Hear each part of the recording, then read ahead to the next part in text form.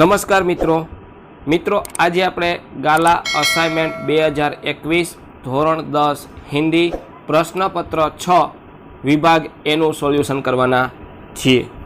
તો મિત્રો તમને ખ્યાલ છે મુજબ આપણે ગણિત, વિજ્ઞાન, ગુજરાતી અને હિન્દીના ગાલા અસાઇનમેન્ટ 2021ના સોલ્યુશન કરેલા છે।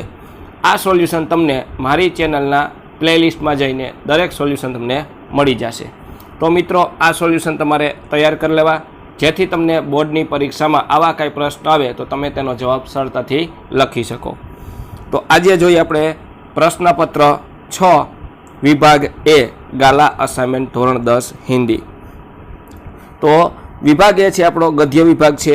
એની અંદર આપણે જોઈએ તો પહેલું જ છે અહીંયા, નિમ્નલિખિત प्रश्नों के सही विकल्प चुनकर उत्तर लिखिए। एनी अंदर अपनी पास आवे छे पहलू, सदानंद के कहने पर शादीराम ने पत्रिकाओं के चित्रों का क्या किया? तो मित्रों एनो जवाब छे बी, एल्बम बनाया। त्यार पछी बीजो, किसने अपने हिस्से की पुड़िया काकी के लिए बचा कर रखी थी? तो मित्रों एनो जवाब है सी, लाडली। त्यार पछी त्रीजू, मेरी वेशभूषा ही इस बात का परिचय देती है कि मैं यहाँ का निवासी नहीं हूँ। यह वाक्य कौन किसे कहता है? तो मित्रों एनो जवाब है बी, तंदुल कालिदास से। त्यार पछी है सही विकल्प चुनकर रिक्त स्थानों की पूर्ति कीजिए।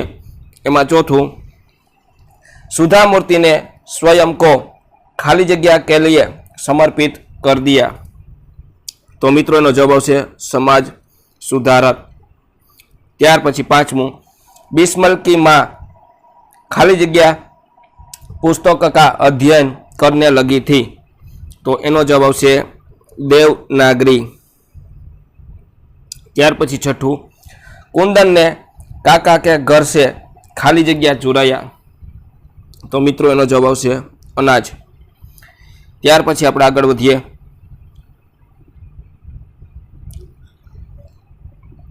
निम्नलिखित विकल्प में से सही विकल्प चुनकर वाक्य पूर्ण कीजिए। तो सातमू है, शादीराम पुरानी पत्रिकाएं बेचने फरीथी बोलूँ छूँ, शादीराम पुरानी पत्रिकाएं बेचते नहीं थे क्योंकि? तो एनो जवाब है ब, उनके रोते हुए बच्चे पत्रिकाओं के चित्र को देखकर चुप हो जाते थे। आठवां, त्याग और भोग। तो मित्रों एनो जवाब है अ, एक दूसरे के विपरीत अथवा एक दूसरे के लिए विपरीतार्थक शब्द है। त्यार पछी आवे छे नवमू, घी और मसालों की सुगंध ने, एनो जवाब है ब, बूढ़ी काकी को बेचैन कर दिया था। त्यार पछी आगळ वधीए आपणे, अहींया निम्नलिखित प्रश्नों के उत्तर एक एक वाक्य में लिखिए। एमां 10मू छे, कालिदास कौन थे? तो मित्रों नो जवाब है कालिदास संस्कृत भाषा के महान साहित्यकार थे।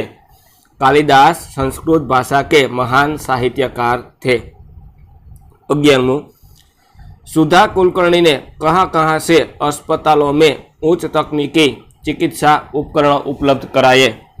तो मित्रों नो जवाब है सुधा मूर्ति ने बेल्लारी, बीजापुर, हुबली आदि के अस्पतालों में उच्च तकनीकी उपकरण उपलब्ध करवाए। निम्नलिखित प्रश्नों का उत्तर 2-3 वाक्य में लिखिए। एमा 12मू है, गुरु गोविंद की पत्नी ने अपने पुत्रों के बलिदान पर मिठाई क्यों बांटी? तो एनो जवाब आपणे जोईए अहींया, गुरु गोविंद सिंह जी के पुत्रों ने गुरु के नाम पर धर्म की रक्षा करते हुए अपने प्राण त्यागे थे। जब गुरु गोविंद सिंह जी की पत्नी ने एक यह खबर सुनी तो उनका सिर गर्व से ऊंचा हो गया और उन्होंने इस खुशी में लोगों में मिठाई बांटी। ત્યાર પછી મિત્રો આવે છે 13મું છે लेखक के अनुसार तृष्णा परंपरागत डाकू रानी क्यों है। तो मित्रों अपने नो जवाब જોઈએ। डाकू का उद्देश्य किसी भी प्रकार से दूसरे का माल असबाब लूटना होता है। इस तरह अप्राप्य वस्तु को पाने की तीव्र इच्छा तृष्णा का उद्देश्य भी एन केन प्रकार वांछित वस्तु पाना है। इसमें उन्हें कोई बुराई नजर नहीं आती। इस तरह डाकू और तृष्णा में कोई अंतर नहीं होता, इसीलिए तृष्णा को परंपरागत डाकू रानी कहा गया है। ત્યાર પછી મિત્રો આવે છે એનો અથવાનો છે बिस्मल की आत्मिक, धार्मिक और सामाजिक उन्नति में उनकी माँ का क्या योगदान रहा है। तो मित्रों अपने आ प्रश्नનો जवाब જોઈએ અહીંયા। बिस्मल आरंभ में बड़ा दुष्ट बालक है। पिता और दादी से उनकी कभी नहीं बनती थी। उनमें संस्कार के भरे होते तो उनकी माँ ने माँ के उपदेश बिस्मिल के लिए देववाणी के समान थे। माँ ने ही उनमें दया और सेवा की भावना जगाई। माँ के प्रोत्साहन से ही बिस्मल में धर्म के प्रति रुचि उत्पन्न हुई। कभी स्नेह से और कभी हल्की ताड़ना से माँ ने उनमें तरह तरह के सुधार किए। माँ ने पुत्र को आर्य समाज में प्रवेश करने का समर्थ किया। इतना ही नहीं, समाज सेवा की समितियों में भी पुत्र को कार्य करने की प्रेरणा दी। लखनऊ कांग्रेस में शामिल होने के लिए माँ ने बिस्मिल को खर्च दिया। इस प्रकार यह कहने में जरा भी यतियोक्ति नहीं कि बिस्मिल उनकी माँ ने बनाया। बिस्मिल से उनकी माँ ने बनाया। माँ के कारण ही बिस्मिल आत्मिक, धार्मिक और सामाजिक उन्नति में गणना हो सकी।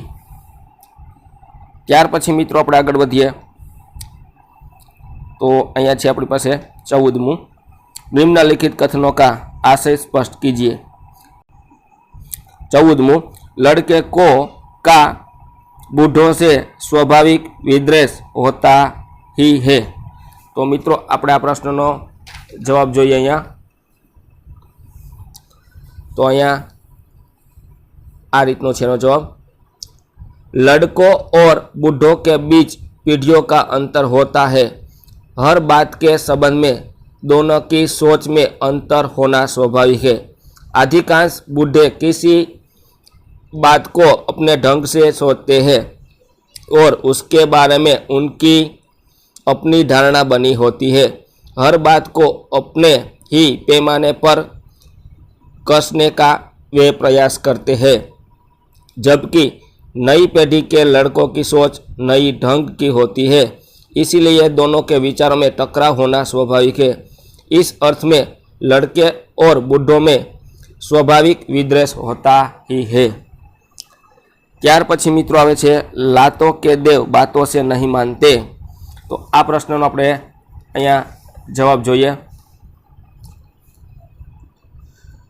समाज में दो तरह के लोग होते हैं। कुछ लोग प्रेम से कहने पर कोई काम करते हैं तो कुछ लोग लाख समझाने पर भी वह काम नहीं करते, लेकिन मारने या डांटने पर वो उस काम को करने के लिए तैयार हो जाते हैं।